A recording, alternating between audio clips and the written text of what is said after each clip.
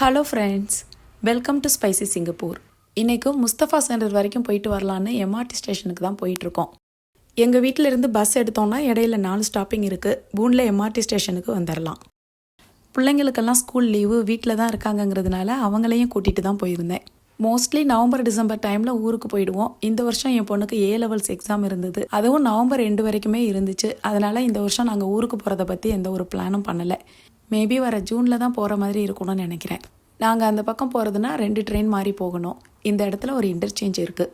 இந்த fairer park MRT ஸ்டேஷனில் இறங்கினோன்னா Mustafa centre போகிறதுக்கு கொஞ்சம் ஈஸியாக இருக்கும். 2-3 நிமிஷம் நடந்தாலே போதும், அங்கே போயிடலாம். ஆனால் லிட்டில் இந்தியா ஸ்டேஷன்லேருந்து முஸ்தஃபா சென்டருக்கு வர்ற மாதிரி இருந்தால் ஒரு 10-15 நிமிஷம் நடக்கிற மாதிரி இருக்கும்.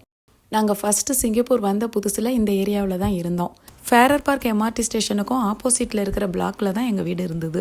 எங்களோட ஃபஸ்ட்டு குழந்தைக்கு 1 வயசு இருக்கிற வரைக்கும் இங்கே தான் இருந்தோம். இந்த பில்டிங் பின்னாடி உள்ள பிளாக்ல தான் வீடு இருந்தது.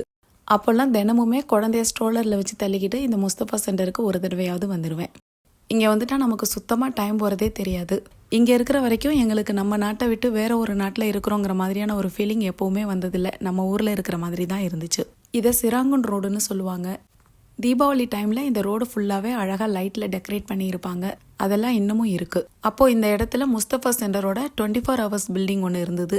எதனாலன்னு தெரியல, இப்போ இந்த இடத்துல வேறு பில்டிங் வந்துருச்சு. இங்கே சரவண பவன் ஹோட்டல் இருக்குது. பக்கத்துலேயே 2-3 ஜுவல்லரியும் வச்சுருக்காங்க.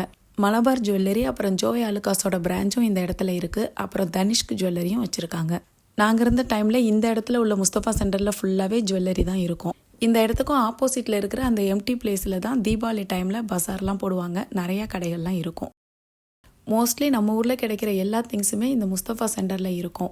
அது மாதிரி எதுவும் நமக்கு தேவைப்பட்டுச்சுன்னா வாங்குறதுக்காக நாங்கள் எப்போவுமே இங்கே தான் வருவோம். நான் லிட்டில் இந்தியாவில் உள்ள மற்ற இந்தியன் ஸ்டோர்ஸ் எதுக்குமே போக மாட்டேன். எந்த பொருள் வாங்குறதா இருந்தாலும் இங்கே தான் வர்றது. ஏன்னா இது பெரிய இடங்கிறதுனால கலெக்ஷன்ஸும் நிறையா இருக்கும். அதோட நமக்கு பிடிச்சதை பார்த்து எடுக்கிறதுக்கு நல்ல கன்வீனியண்ட்டாகவும் இருக்கும். மிக்சி, கிரைண்டர், குக்கர், அப்புறம் நம்ம சமையலுக்கு யூஸ் பண்ணுற பாத்திரம் எல்லாமும் ஊருக்கு போகிற டைம்லேயே வாங்கிட்டு வந்துடுவோம். அப்படி ஏதாவது நமக்கு அவசரத்துக்கு வாங்குற மாதிரி இருந்ததுன்னா இந்த இடத்துக்கு தான் வருவோம். ப்ரெஷர் குக்கர் ஒன்று வாங்க வேண்டி இருந்தது. அதுக்காக தான் இன்றைக்கி நாங்கள் இங்கே வந்திருந்தோம். இந்த மாதிரி மரத்தில் செஞ்ச இடியாப்ப உரல், முறுக்கு உரல் எல்லாம் என்ட்ரன்ஸ்லேயே வச்சுருக்காங்க. இதோட விலையெல்லாம் கிட்டத்தட்ட நம்ம ஊரில் வாங்குறதுக்கு ஈக்குவலாக தான் இருக்கும். அந்தளவுக்கு ஒன்றும் பெருசாக டிஃப்ரென்ஸ் எல்லாம் இருக்காது. இந்த மாதிரி அதிக அளவில் விலை வித்தியாசம் இல்லாத சில பொருளெல்லாம் நான் ஊரில் வாங்குறதில்ல. இங்கே வாங்கிக்கலான்னு சொல்லிட்டு வந்துடுவேன். இங்கே உள்ளதோட கம்பேர் பண்ணும்போது அப்படி விலை ரொம்ப அதிகமாக உள்ளதை மட்டும் நாங்கள் ஊருக்கு போகிற டைமில் வாங்கி எடுத்துகிட்டு வந்துடுவோம். இங்கே ஓரளவுக்கு நமக்கு எல்லா பிராண்டோட ப்ரெஷர் குக்கரும் கிடைக்கும். அதனால தான் நான் வேறு எந்த கடைக்கும் போகிறதில்ல, நேராக இங்கேயே வந்துடுறது. 3 லிட்டர்ஸில் ஹாக்கின்ஸ் குக்கர் தான் பார்த்துட்டு இருந்தேன். ஏற்கனவே வீட்டில் ஒரு 3 லிட்டர்ஸ் ஹாக்கின்ஸ் குக்கரும் இருக்குது. ஆனால் அது வந்து அலுமினியம் மெட்டீரியல். இந்த தடவை ஸ்டெயின்லெஸ் ஸ்டீல் மெட்டீரியலில் தான் வாங்கலான்னு இருந்தேன். அதோட இப்போ ரீசெண்டாக பார்த்தோம்னா அலுமினியம் குக்கரில் சமைக்கிறது நம்ம ஹெல்த்துக்கு நல்லதில்லை அப்படின்னு எல்லாருமே சொல்கிறாங்க. எனக்கு என்னவோ ப்ரெஷர் குக்கரை பொறுத்த வரைக்கும் மற்ற பிராண்டை விட இந்த ஹாக்கின்ஸ் குக்கர் ரொம்பவே பிடிக்கும். அலுமினியம் குக்கரை விட ஸ்டெயின்லெஸ் ஸ்டீல் வந்து கொஞ்சம் விலை அதிகமாக தான் இருந்தது. இது வந்து கொஞ்சம் வைடு டைப்பில் உள்ள குக்கர். ஹைட்டு கொஞ்சம் கம்மியாக அடக்கமாக இருக்கும். அதோட சாம்பிள் பீஸ் கூட வச்சுருந்தாங்க. நான் ஏற்கனவே வீட்டில் வச்சுருக்கிறது 3 லிட்டர்ஸ் உள்ள இந்த டைப்பில் உள்ள குக்கர். இது வந்து அலுமினியம் மெட்டீரியல். இதோட விலை $47. ஆனால் ஸ்டெயின்லெஸ் ஸ்டீலில் உள்ளதோட விலை பார்த்தோன்னா $73 போட்டிருந்தாங்க. கிட்டத்தட்ட சரி பாதிக்கு மேலே விலை அதிகமாக தான் இருந்துச்சு. நிறைய மாடல்ஸ் இருந்துச்சு. இது வந்து பிளாக் இண்டோலியம் டைப்புன்னு நினைக்கிறேன். நான் ஃபஸ்ட்டு அந்த ஒரு வைடு டைப்பில் உள்ளதை தான் சூஸ் பண்ணி வச்சுருந்தேன். அதுக்கப்புறமா தான் இந்த ஒரு மாடல் என் கண்ணில் பட்டுச்சு. இது ஹாக்கின்ஸ் கான்டூரா. இந்த மாடல் எனக்கு ரொம்ப பிடிக்கும். இதில் 5 லிட்டர் உள்ள பெரிய குக்கர் வந்து ஏற்கனவே நான் வீட்டில் வச்சுருக்கேன். அதனால இந்த மாடலையே ஃபைனலாக சூஸ் பண்ணிட்டேன். இப்போல்லாம் ப்ரெஸ்டீஜ், ப்ரீமியர் அதிலெல்லாம் புது புது மாடலில் நிறையா குக்கர் வந்திருக்கு.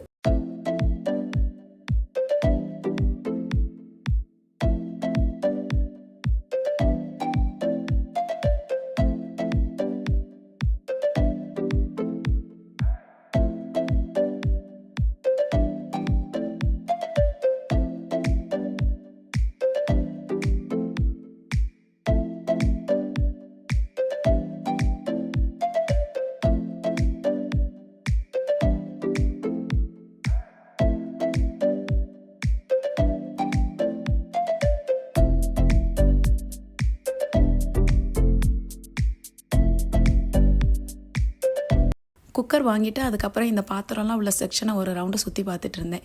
எனக்கு எப்போவுமே இப்படி தான். இந்த பாத்திர கடைக்கெல்லாம் வந்துட்டாலே போதும், எல்லாத்தையுமே எடுத்து பார்த்துட்ருப்பேன். வாங்குறோமோ இல்லையோ எல்லாத்தையும் பார்த்துட்டு போனால் தான் மனசுக்கு கொஞ்சம் திருப்தியாக இருக்கும்.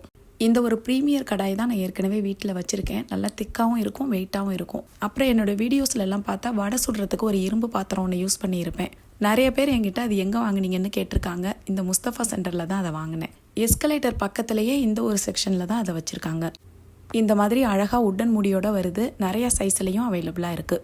எல்லா இரும்பு பாத்திரத்தையும் விட இது எனக்கு ரொம்பவே பிடிச்ச ஒன்றுன்னு சொல்லலாம். ஏன்னா அந்தளவுக்கு ஒரு ஃபைன் குவாலிட்டியாகவும் இருக்கும், யூஸ் பண்ணுறதுக்கும் ரொம்ப நல்லாயிருக்கும். அடுத்து இந்த மாதிரியான ஒரு இரும்பு பாத்திரமும் இந்த கடையில் இருக்குது. ஹனிகோம்பு பாத்திரமும் நிறைய மாடலில் இங்கே இருக்குது. என்கிட்ட ஒரு 2-3 ஹனிகோம்பு இருக்குது. அது இல்லாமல் நான் சைனீஸ் கடையில் வாங்கினது தான்.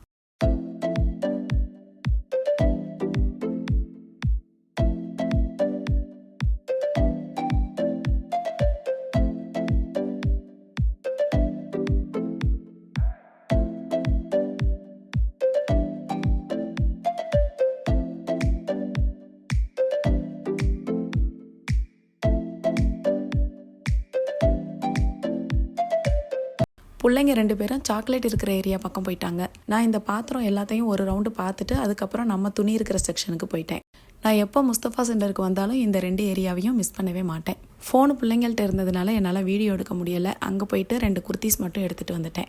பிள்ளைங்க கொஞ்சம் சாக்லேட், பிஸ்கெட்ஸ் அதெல்லாமும் எடுத்துருந்தாங்க. ஒரு வழியாக பில்லு பே பண்ணிவிட்டு வீட்டுக்கு கிளம்பிட்டோம். அங்கேருந்து வெளியில் வரும்போது 8 மணி ஆயிடுச்சு. நாங்கள் இங்கேருந்து எம்ஆர்டியில் வீட்டுக்கு போய் சேர்றதுனா 1 மணி நேரத்துக்கு மேலேயே ஆகும். பிள்ளைங்களும் போர் அடிக்குதும்பாங்க. அதனால் டாக்ஸி புக் பண்ணி வீட்டுக்கு போயிட்டோம். பக்கத்துலேயே முஸ்தஃபா ஜுவல்லரி ஒன்று தனியாக இருக்கும். அதில் ஏதோ ரெனோவேஷன் ஒர்க் நடந்துட்டுருக்குன்னு நினைக்கிறேன். இப்போதைக்கு க்ளோஸ் பண்ணி வச்சுருக்காங்க.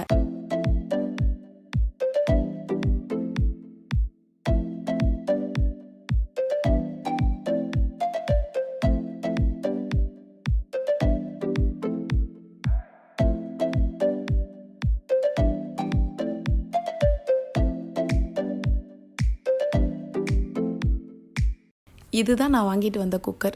இந்த ஹாக்கின்ஸ் குக்கரோட பாட்டம் வந்து எப்போவுமே நல்ல திக்காக இருக்கும். அதனால் நம்ம என்ன சமைச்சாலுமே அடிபிடிக்காமல் வரும். இதே பிராண்டில் பழைய குக்கர் ஒன்று எங்கள் வீட்டில் இருக்குது. அது வாங்கி கிட்டத்தட்ட 15 வருஷத்துக்கு மேலேயே இருக்கும். இன்னமும் அப்படியே இருக்குது. நம்ம என்ன தான் ஹை ஃப்ளேமில் வச்சு சமைச்சாலும் அடிபிடிக்காமல் வரும். எனக்கு பர்சனலாக இந்த பிராண்டு ரொம்பவே பிடிக்கும். அப்புறம் இந்த 2 குர்த்தியும் தான் நான் அங்கே எடுத்தது. சும்மா பார்த்துட்டு வரலான்னு தான் போனேன். இது 2 ரொம்ப பிடிச்சிருந்தது. வாங்கலாமா வேணாமான்னு யோசிச்சுட்டு கடைசியில் வாங்கிட்டு வந்துட்டேன். இந்த வீடியோ பிடிச்சிருந்தா லைக் பண்ணுங்கள், கமெண்ட் பண்ணுங்கள், சப்ஸ்கிரைப் பண்ணுங்கள். தேங்க்யூ.